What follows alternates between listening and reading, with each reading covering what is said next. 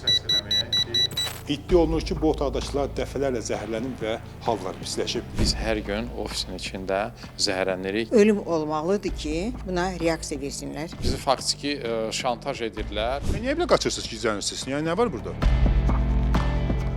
Paytaxtın Xətai rayonu Ağşəhər Mərkəzi Bulvar küçəsi 5 ünvanındakı obyektin sahibi iddia edir ki, ərazidəki MTK-nın texniki otağında kombi quraşdırılarkən qaydalara əməl olunmayıb və bu da qaz sızmasına səbəb olur. Nəticədə insanlar zəhərlənir.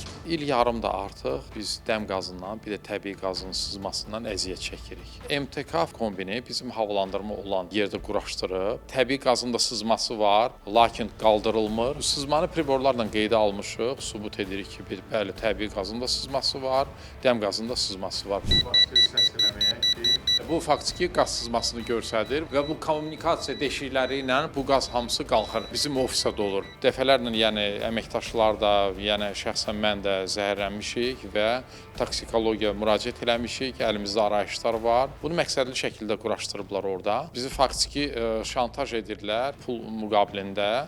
Yəni bu problemi aradan qaldırmağa hazırdılar. Nə qədər pul? 200 min manat versək, həmin kombiləri oradan daşımağa hazırdılar. Biz məhkəməyə müraciət etdik deyə müvəqqəti təminat tədbiri ilə bağlı, deməli qazın dayanılması ilə bağlı.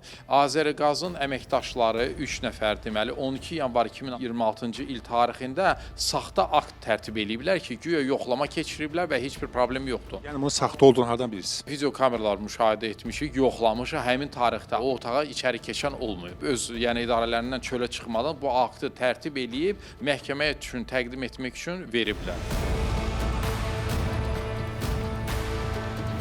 Bu MTK ilə bağlı şikayət var. Bizə ən azı komendant lazım ki, ondan soruşaq görə nə qədər doğrudur deyilənlər. Canım, Gözləyir. Danışdınız komendantla.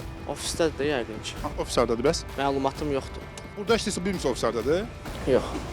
Niyə belə qaçırsınız, gizlənirsiniz? Yəni nə var burada? Dəfələrlə bu barədə deməli Fövqəladə Hallar Nazirinə, Azəriqaza müraciətlər eləmişik. Lakin hələ də bu problem mövcuddur və biz hər gün ofisin içində zəhərlənirik. Sonra artılan MTK-dan bildirildi ki, onlara qarşı səslənən iddialar tamamilə əsassızdır. Aidiyyatı dövlət qurumları dəfələrlə əraziyə dəvət olunaraq baxış keçirilib və irəli sürülən iddiaların gerçək olmadığı müəyyən edilib. Məsələ ilə bağlı Fövqəladə Hallar Nazirliyi ilə əlaqə saxladıq. Qurumdan bildirildi ki, mövcud qanunvericiliyə əsasən mənzillərin qaz təchizatı ilə bağlı məsələlər Nazirliyin səlahiyyətlərinə aid deyil. Azərqaz İstehsalat Birliyindən isə yeni çoxmərtəbəli binaların qaz təchizatının onlara aidiyyatı olmadığı bildirildi.